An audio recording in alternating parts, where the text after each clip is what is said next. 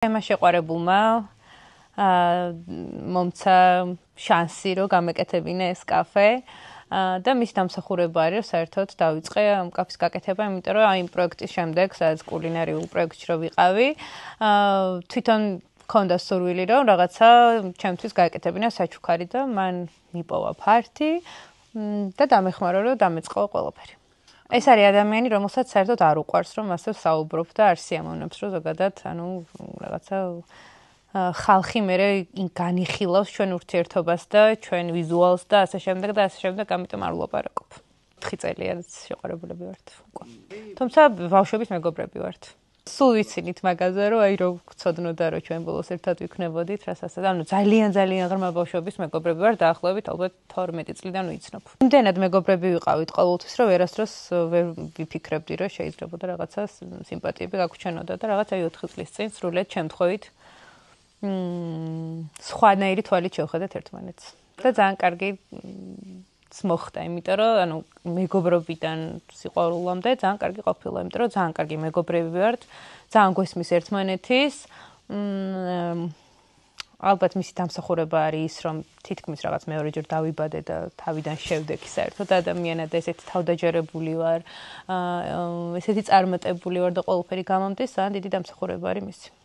იმიტომ რომ ძალიან დიდი მნიშვნელობა აქვს საერთოდ ქალს გვერდზე როგორი მამაკაცი ყავს რა. ეგრევე ეტყობა. ამ ნამდვილად მეჩუქა მანქანა, ჩვენ ძალიან მეგობრული ურთიერთობა გვაქვს და ესაც რა თქმა უნდა თავისი შვილის კომფორტისთვის გააკეთა, რომ ნინა იყოს ძალიან კმაყოფილი და ბედნიერი ამ ყველაფრით. წონა ვერ დავსვი მოსაწონი. მერე გავხდი და ვაიმე როგორ გახდა. ჩვეულებრივი ბრიტნი სპირსი ვარ ქართველი იყო ნარდლა.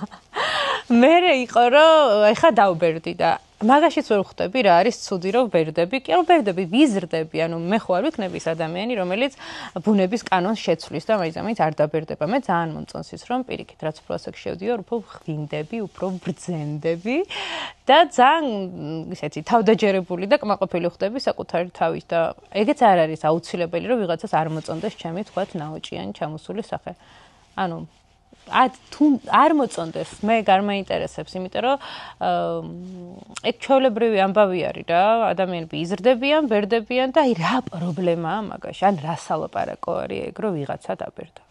ლაზარემ ადამიანს დამიწერა ხა იცი, ძალიან კარგი სიმღერა, რომელსაც მალე გავაკეთებთ.